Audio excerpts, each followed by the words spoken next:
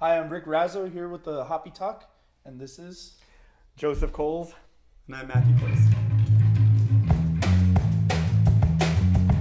so sound good. So great beers, and we just have conversations that we've had for a long time. So today we're gonna try this new Belgian collection Tripel Belgian style ale, 8.5% alcohol, 12 fluid ounces. Let's see if it says anything else on the label. Golden sweet and pleasantly dry Belgian style ale, brewed and bottled by New Belgium Brewing Company, Fort Collins, Colorado. Another Colorado beer. Nice. They're always in good. Colorado, it's never good. Yeah. All brewed with spice. So yeah, I mean, just from the bottle, it looks clear. Pretty cool label, right? You can see that. Yeah. And the reason we're doing Belgian beers is because Joseph's from Belgium. Well, I came from Belgium. Yeah. That's funny. Yeah, but he was living in Belgium for how long? Almost 3 years. 3? Almost 3 That years. went quick. I thought Yeah. you were there for a year. No. I was there for almost 3 years. Oh, yeah. dude. I moved there in 2021. Yeah. So from Guam to Belgium. To Belgium. Pretty Exactly. crazy. Yeah. Go for all pour it. So here's your 2 bottles of this. So this is Tripel. Triple. Yeah. Or Triple. Triple. Yeah, they spell it like that because Belgians spell it like that, but it's just triple. And you can take the rest of this one too. All right. So first things, what we usually do, we just rate it. So, well, we see the color, aroma, taste, how it looks. Yeah. So just rate the beer off of that. So just off of color, what I see, it's golden. Yeah, the label's not kidding. It's golden, it's clear, it's pretty, really frothy head. So you see different size of bubbles in it. It looks like it's gonna leave lacing already. So just by the looks of it, it looks like a quality beer. Ooh. It's really clear. Alright. So what you guys will notice when you get into the Trappist beers is they're usually unfiltered. So you will see floaties in them. Yeah. These, this one's filtered, obviously, right? But you'll see, you'll see the float. They'll be very noticeable in an actual Belgian beer. and you can see the bubbles from the carbonation. So Yeah. really, like the CO2 is really infused in that beer. This looks like it could be like Miller High Life. Don't compare that to this. I'm just talking about the way it We're gonna get looks. sued by Miller. Let's hope it tastes like that. I hope not. Wait, how much was the percentage on this one? 8.5. 8.5. So almost like, That's I think good. a Miller might be like 4.2 Yeah, or so. So This double. is great already. And Double. 8's like on the lower end of a Belgian beer. Really? Yeah. Oh. Yeah, they infuse it with a lot of alcohol. Well, out of a triple anyway. Smells really good. Right? I smell a lot of spice. I smell Oh, it's good. esters. Wow, that's good. That is good. Yeah. That's a good beer. The best way, yeah, this is a really good Belgian beer. Yeah. I think some Belgian beers, they can be like a little bit too cologne-y. Yeah. You know what I'm talking Yeah, about? yeah, like yeah. ester. That's how I was saying, like how. Like too many fragrances in it. Like, yeah, flowers like it smells. or- Yeah, it's like a lot of floral. Yeah. Yeah. Very floral, spicy, like more even like herbal. This one, it has that, but it's still clean. It's still not clean. like a crazy amount of it. It's got a bit of sweetness to it too.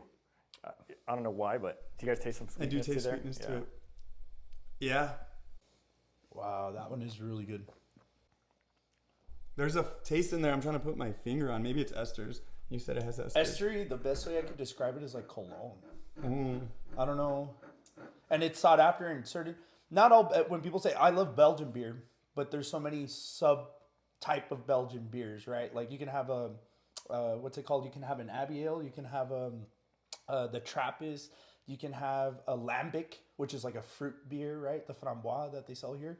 But for this style, a Tripel, I think this is super good. Really, really good. So lambic beers we should try one of those one of those, but they take at least 3 years to make. They let them ferment for at least 3 years. Some of them go older, and then they continue to ferment in the bottle. So it doesn't matter if you take them out of the bottle or And out of the I think one of the companies, it's by Wild Yeast. So like they just have like wood, and they leave it open, the fermenter. So whatever yeast is out there, whatever bacteria goes in, and it's been doing that for, I don't know how long that company's been around. So Did you go to that one, the Framboise brewery? Or So which one did you go to? Trappist beers are like that too. And some of them, right? Yeah. Yeah. Like, so it's like a wild yeast that you use, or wild So they yeast didn't colonies. actually add it? They just wait until it goes in there? That's the most ancient way of making beer. Yeah. Right? I visited breweries like that. They call them brasseries. Yeah, but yeah, I visited them Yeah, like that. and I They're think pretty traditionally cool. what they would do, the monks, you had to make it at a certain time of year, so you had that type of yeast floating around, and not so much bacteria. If it started getting hotter, you started getting like crazier bacterias that you didn't want. So you would brew those beers like in spring, or you brew them in fall, where you would get that flavor. That's cool. Yeah. Yeah, no, that's true. That's true. I actually went on a lambic beer tour, and all that was explained to us. So, dude, yeah, it's awesome. They have so many different ways. There's so many different Belgian beers too. So, yeah, you named a there's few like of them, but facet. yeah, they've got over like, gosh, I know for sure over 1,000 beers Easily in Belgium. 1,500, I think 1,700 like sub-styles Yeah. of Belgian beer for sure. So, yeah. Really good beer, and then American made. You think Yeah. the Belgian one is going to compare to this? I think This is pretty Belgians close. did it first, but Americans do it better. We'll find out. Yeah, I don't know. I don't think so. I'm joking. We process it better. Yeah. They do have a high tolerance because they're used to this 8%, 10%, 12% beer. Oh, wow. Yeah, I like them. I like them high. So right now we're having like trouble with the mics and everything, and this just relaxed me. And I just drank that much. I'm just like, wow, this is cool. Yeah, I feel good. Yeah, it's pretty cool. So yeah, and then look at that lacing. Yeah. Like look at all that. Look at how yours is like the carbonation's great on it. It's really good, really infused in there. It's like a work of art in itself. It is for sure. So tell us over there, what breweries did you go to? If So you go we went Belgium, to, the last here one I at- went to was one in Namur, which is in Belgium. I've gone to a lot of abbeys. Abbeys are the places that the monks actually brew the beer at, and they offer food and things like that. Really ancient monastery, you know, a building that was made like in the 1400s, 1300s. So, yeah, I don't know, man. I've gone to quite a few. That is cool. There's just It's too great. many to mention. That's basically, I mean, it's part of their culture. So if you want to like really infuse yourself into the Belgian type of lifestyle and society, just naturally visit these places. They're just all over the place. Every town has at least, at least one brewery, depending on how big the town is, but they're all unique to each town. So like this would be unique to that one place in Colorado where, oh, you're lucky to find it here. Usually you have to go over there to Colorado. I'm just comparing that to like if we're in Belgium. But yeah, dude, it's just a cool experience, man. I highly recommend going to Belgium if you're a beer drinker, dude. It's amazing. Next podcast. I know. Yeah. Dude. Yeah. No, I was in Belgium in 2005, but I was too young to drink. I was 12. But I remember That's not too young to drink, though. Well, no, well, you know, I had my first beer on that trip. My Yeah. dad gave me my first whole beer. Yeah. Like my dad had given us sips of beer, but my first whole beer was in Germany, and maybe that's why I'm prone to like the German style exactly. or whatever. And I don't even remember what the beer was or whatever, but I remember my dad giving me like it, and it was like a small, maybe like I'm comparing it to American numbers, like a 12 ounce. Yeah. You know, but it was cool, a really cool experience. I remember the lambic beers being in smaller bottles for whatever reason, and they usually had like a fruit on them. There's a beer that you can find here called Hogarden. Oh, And yeah. Hogarden has a lambic, or it's like a lambic twist to it because they infuse raspberries into it. It's actually really good. I don't know if you can find the raspberry one here, but I did find the Yeah, Hogarden that's the most one. famous one here. Yeah. Yeah, it's Hogarden? Frambois. No, I don't know if it's Hogarden, but Yeah. I know it says Frambois, which is that's raspberry Frambois. Yeah, because in Spanish raspberry is frambuesa, so I'm sure it derives from there or somehow. But yeah, usually lambics are fruited, and then they come like in smaller glasses, or customary to have them like in a flute glass. Yeah. Yeah, they're Flute. thinner, Yeah, a little thin, bit. like yeah. almost like a champagne Yeah. thing looking. And you get like Right. cherry flavor, there's apple flavors, plum flavors. I mean, there's all types of different fruit, but the Hogarden one was raspberry that they. Well, like famous Belgian beers in America would be like Blue Moon. That's a Yeah. Belgian Yeah. wine, right? So like that's completely different from this. Yeah. You know, it's like wow. This is similar to the one we're gonna drink that I was saying is like one of my Because they're favorites. both triples. Well, there's again like triples are all over the place too over there, right? So triples are good. Like you're gonna like all triples, but this flavor tastes kind of like that one, yeah. But dude, I'm really impressed with this. And New Belgium is a really good company. They're the ones that do New Belgium Fat Tire. Yeah. It's them, right? New Yeah. Belgium. So how much was this? It was on sale for $10. So that's a really good deal, right? So the one that we're gonna try, they're selling like a 4-pack for like $20, right? In Belgium, they usually drink because they're very communal drinkers.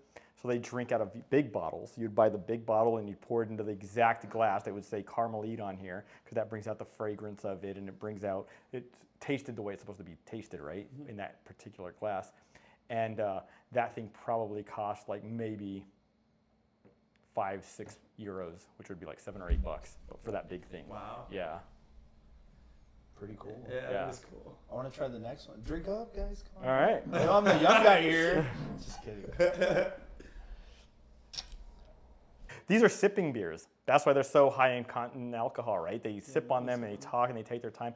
Literally, when you're in Belgium and you go out to eat, you're sitting there for like 3 hours minimum. It's normal. They take a really long time to eat. So if you want to go eat somewhere, you need a reservation most of the time because they're all reserved. You can't just walk in. They're not. But then if they realize that you're American, they're like, oh, well, we have reservations in an hour. Can you be gone in an hour? Like, yeah, that's plenty of time for us, right? So then like, go, you guys can go sit down and eat. And you go and sit down and eat. But usually if you're Belgium, they're like, no, because they're expecting you to be there for like 3, 4, 5, 6, sometimes the whole entire time. Really? Yeah, Oh, they really enjoy life, man. It's a different lifestyle out there. They all just sit there the and pace of it, right? super slow, super friendly, super sounds social. nice. Yeah, I remember when I first went out there, it was like I looked around. I'm like, man, this is crazy. Like people are actually talking. Because coming from America, where everyone's on their phones all the time, like you go to a restaurant, right? Yeah. And you look around and everyone's just sitting on their phone.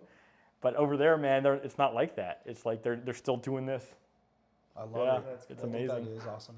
Yeah, Joseph told me when they first got there that him and his wife would go to the restaurants and be like, let's see if we can be the last people to leave. But they couldn't because everyone stays there for hours and hours and hours. And they're like, Dude, we would "Let's get sit outta there. here." We would, yeah, we would sit there because before it was like weird. We just didn't understand like, it just wasn't our culture. We just didn't fit in yet. So we'd go in there and we'd eat and we'd get the kids fed and be like, all right, let's move on to the next thing, right? And that's just American mentality, right? So after a while, you start realizing like, how come we're always the first ones to like leave and we're always the last ones in these restaurants, right? Because everything's a big. I wouldn't say it's a big event, but it's real classed up. Like there's not just like, you know how you can go get a torta or a burrito or something at a restaurant and just eat and go, right? I mean, everything there is like a waiter's coming out to you and you're sitting there with a cloth. All the restaurants are like that, even though they're family owned. They're all just really nice. And so most of the time, and we realized this later, most of the time they don't even take their kids. Like our kids are usually like the only kids in there. And a lot of it probably has to do with the fact that maybe kids can be annoying and distracting or whatever, or prices are expensive, or you just can't sit there and enjoy yourself the way you want to. Who knows, right? I never asked them that. That's the Mexican side of you. Just bring all the family. Yeah, just bring them up. But yeah, they're very welcoming people also. Yeah, because they're Latin based, right? It's all those French languages, the Spanish languages. I think it's all that Latin culture, which is all just kind of infused in all of these Latin based languages and cultures and stuff. But yeah, dude, it's a cool place to be. Anyway, I'm still sipping on my beer, but they sip on these things. Yeah, it's a pain in the ass to move freaking halfway across the world twice. That's awesome. and then come visit over here. Well, by myself is easy. Yeah? Yeah. Like I was telling with all these kids, it's like, dude, like I wasn't joking. Like sometimes loading and unloading is like one of the hardest parts of being a parent. Yeah, dude. It's Loading and unloading, and you're like, I'm gonna fly them across the freaking ocean and have them with me for I don't know how many hours. Not only That's that, pretty but crazy. when you're moving your life, right, and you're entitled to 2 luggages per person, that's 10 luggages for a family of 5, right? And you've got little kids who can't push 2. So now you're like, but you're moving, right? So it's not like you're on vacation. You're trying to get all your stuff that you care about with you. So you're packing 2 luggages per person. Yeah, dude. Imagine moving, so you're 10 luggages, your 3 kids, your wife, freaking time change, and you're dead tired, and you're moving, and oh man, it's rough. It's pretty crazy. Yeah. So these are the times that you appreciate when you have a good beer like this one. It's amazing. I love it. This is my second favorite beer of all the Belgian beers that I've ever had. Okay. My first favorite beer you're not going to be able to find here.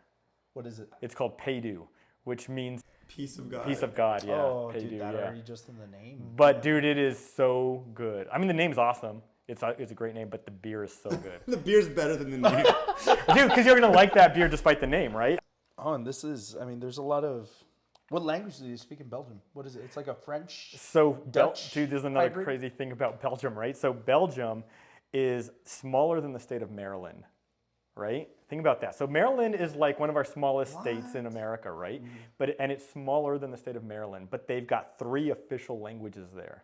And it's actually literally divided by borders on where these languages are spoken. So you've got the northern section, which is Flanders. It's got its own government, and they speak Flemish. And Flemish is a dialect of Dutch. Then you've got Wallonia, which is the southern part of the country, and they speak French there. And they've got their own government. Then within both those areas, there's pockets of German, and they've got their own government. And those three governments come together to form the Parliament of Belgium.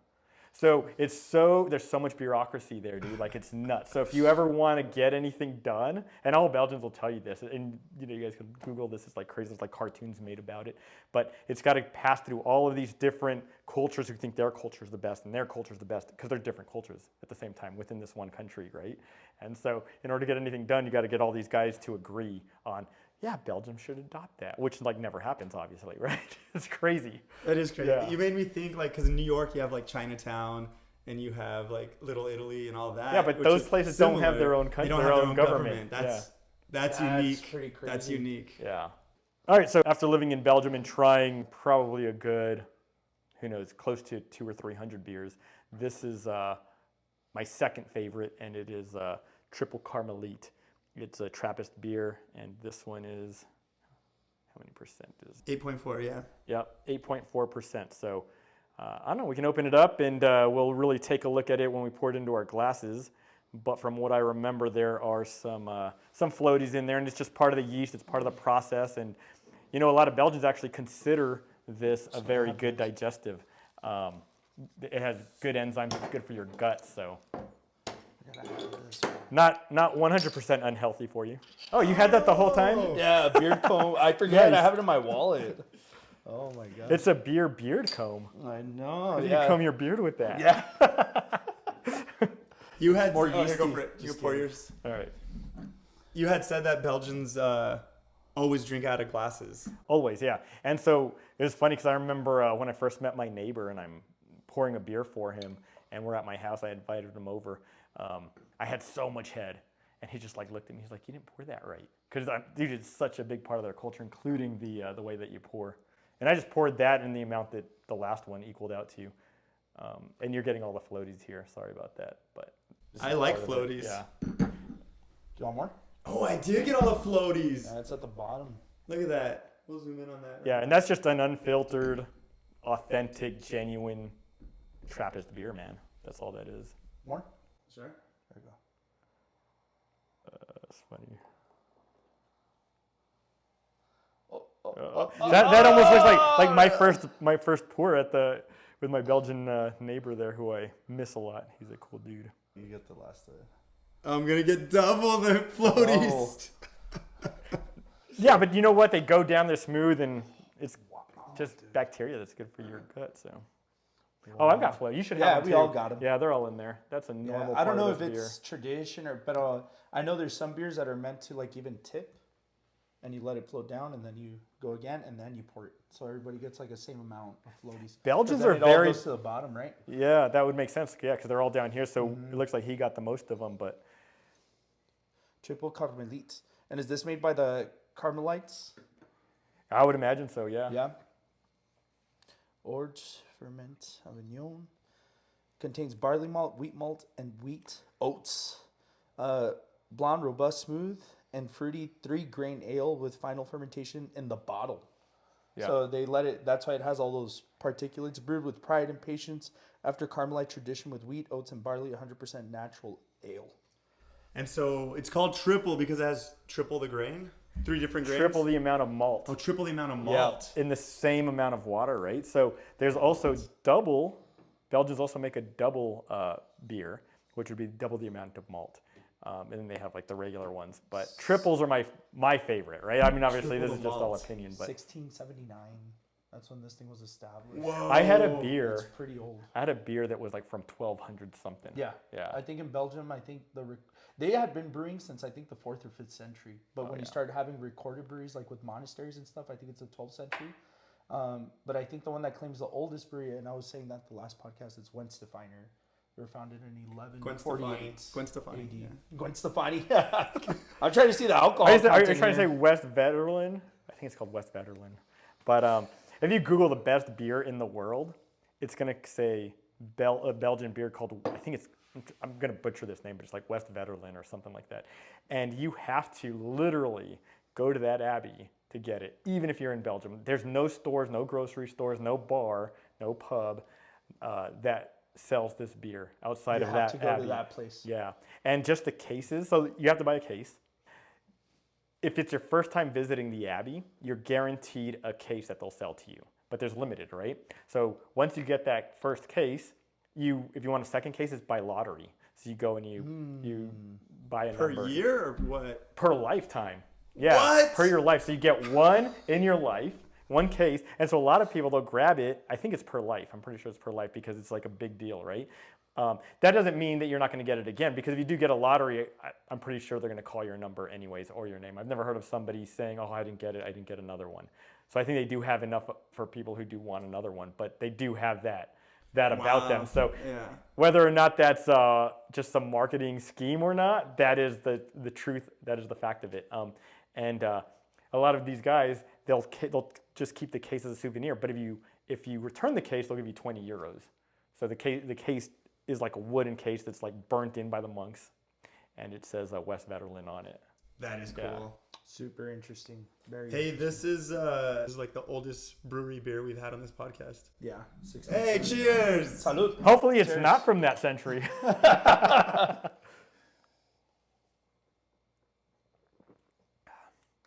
Wow. This is better. Dude. It's better, right? Yeah. This is amazing. It's super good, It's really right? good. Yeah. You know what the difference is with this one and the other one? I think this one has like orange. Like that fruit just kind of makes it.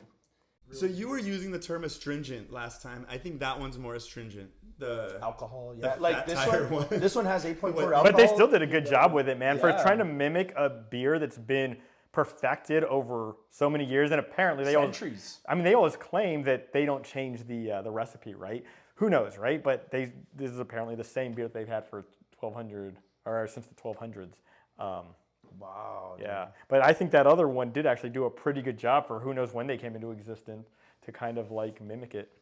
But no, dude, you're not going to beat this. This is the only one that, in my opinion, who's going to beat this is Peidu. And if I actually do have a bottle of that in Guam. So if you guys can guarantee you'll meet me out there and we do a podcast out there, I'll hold it for you guys. Yeah. Well, we plan on going next summer. Yeah. Yeah. Yeah. I don't know if you want to try to jump on that. I would like to. Yeah, but the tickets are pricey. Really? Yeah. Yeah. I just gotta consult with my one and only my With wife. the warden. Yeah. We all have a warden at home. That one's good. Wow. Yeah. So Rick, now let me Already. so you said earlier that you thought German beers were better than Belgian beers, right? Now that you've had this one. Ooh, it's kind of hard. It's because still like Oktoberfest is like my favorite style. Yeah, so that's like that brings the atmosphere into a beer, right? So, Oktoberfest is just a unique experience, right? It's just so like, many companies do it and mimic it, but if you go to like the tried and true, the Paulaner, the Edinger, the Wenstefeiner, Hofbrau, like those are just amazing too. But I really like Belgian beers. I tend to stay away from because of the esters, and I guess a lot of the ones that I've had, they're kind of really pungent. yeah. You know, and these guys are doing it in a way. I don't even know where what it's an like- ester is. So what's an Ester ester? is like, it's like the best way I could describe it is like perfume. Okay. They're perfuming. Is that the cologne thing you were Yeah, talking the about? cologne thing. So like also Hefeweizens have that, and it's like from the yeast. Like Belgian yeast, the Saison yeast, at least the ones that I've used, I think it's a BG 134. They're very, very like peppery, spicy. They have like a lot of like floral, Yep. like almost like gin. You know, and like a lot of people they'll like vodka, but gin has this like weird dynamic that you kind of have to crunch into. And again, it's not that I don't like Belgian beers. Like I've told people, it's like, you know what, you just haven't. Wait, had what? a- You don't like Belgian beers? No. Oh no, I do like Belgian beers, but they're Give me not that. like they're not like, oh man, I want to get a Belgian beer. But I think after this podcast, I'm gonna go and try more. I think, and it's again, you just haven't had a Belgian beer that you've really, really liked. Dude, well, I'm actually. You know what I mean? It's like, Yeah. it's like, I don't like wine. Well, you haven't had a wine that you like. That's what I was I with don't like beers. this beer. It's because Yeah. you haven't had a beer that you Yep. like. You know what I mean? It's like, and it's like that. But this is really, really good. I'm actually very surprised we found this because, dude, I like brought in a couple of bottles of that and I took them to Guam and I drank them already, but I saved that Peidu just because it's my favorite. So I'm saving that for a special occasion. Like, so if you guys did go out there, it'd be like, dude, let's do that one. But dude, when I found these here in El Paso, I was like, what? We got to grab that. Yeah, so Yeah, good. that is awesome. Yeah, because like the Belgian beers, like the ones that I'll tell you, I've tried to do some Belgian beers and I wasn't happy with them. They sold. My customers liked them, but I wasn't really happy with like the saisons that I've done or certain farmhouse ales that I've tried. And then like the ones that I've had is like Duvel and Chimay, which I'm like they're good, but they're not my favorite. But Yeah. this is really really good. Yeah, it's really really light. It's the percentage is nice. I mean, it's this really good, delicious sipping beer. You know. And it could be also like as time goes, like your palate starts changing, right? Like you go from drinking crappy natural light to like dark light. Nothing wrong with natural light. I shouldn't say that. I don't know. And then like You didn't mean the brand. You just meant like naturally light beer. naturally lighted up with chemicals. Yeah, exactly. Just kidding. But you go from that, and then I went to like really strong, heavy ales, bourbon, and now again I've gone to like lighter beers, right? And then recently I'm starting to mess with IPAs again. Yeah, dude, You know, I it's had a like, it really just changes. good. It's like, what do you want? I don't know. And then even with the season. Yeah, dude, it's funny because Belgian beers are just so well known and so good that they do try to mimic them all the time. I mean, you just said you tried to make one, and obviously Colorado over there is making one. But when I was in Guam, the brewer over there made a Belgian IPA, and he was like, you know, maybe it's good, maybe it's not. I tried it, and I mean, it's like a good infusion of an IPA Belgian beer, which, I mean, dude, there's so many beers out there, including Belgium, like you just said, 1,700 beers. There could be one that possibly tasted like that. Who knows? You know? That's true. Yeah. I think Americans, what they're good at, it's like again, doing hybrid stuff. Yeah. Like or bringing back things like the IPA. That was a historical style of beer, right? We were talking about that. Like that was founded by the East India Trading Company or the sailors from the East India Trading Company, and they just hopped it highly so it wouldn't go bad because hops are naturally antiseptic. And that style kind of went away because who wants bitter beer up until like the 80s, and it came back. Yeah. You know, in America, or like fusing like probably that Belgian IPA. What I think they used probably a Belgian yeast and made an IPA like a body, and then you get those estery, fruity flavors that you have in a saison or a farmhouse ale, and you mix it up with a lot of hops. Like also like an interesting style. Have you ever heard of a brut IPA? It's made with champagne yeast, but the body is like hops. You know, so I think that's where Americans get kind of creative because in some countries, like in Germany, they have even like purity laws. So like if you're gonna sell a beer, you can make beer and drink it yourself, but if you're gonna have a brewery, you have to have your water has to be from a certain source. You can only use certain ingredients, and you can't deviate from that.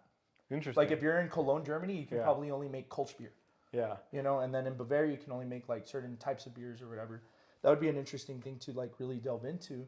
But in America, we don't have those types of laws or boundaries. Yeah, I don't know if Belgium does either. I would imagine they'd be a little bit more open to experimentation, just because it's such a highly infused, you know, beer culture. But I don't know. Maybe, but also like that one, it seems like there's a cultural norm of like we don't change it. This is our tradition. Like When it it's comes to become like this part kind like of stuff, yeah. It's but like, there's still like new stuff. Like Paydou's actually a very new beer. oh okay. Paydou's very new. It's if I remember, it's probably like developed in like 2018 or something. Wow. But I met the owners of it. I went to their brasserie.